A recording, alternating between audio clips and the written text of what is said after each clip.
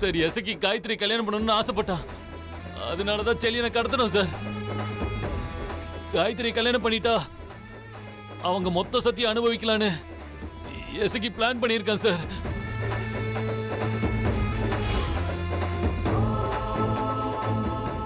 அது மட்டும் இல்ல சார், செல்லியனை கடத்த சொல்லி எங்களுக்கு 2 லட்சம் ரூபாய் பணமும் கொடுத்தான். அதனாலதான் நாங்க செல்லியனை கடத்தணும் சார். இப்போ அந்த செடியும் எங்கடா இருக்கான்? அவனோட மாந்தோப்புல தான் சார் தங்கி இருக்கான்.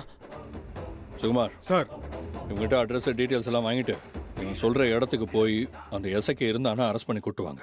Okay sir. ம். ஏய் இந்திரா, சார், ஏய் அவனுக்கு எதிரா மாந்தோப்பு? அது எங்க இருக்கு? சார்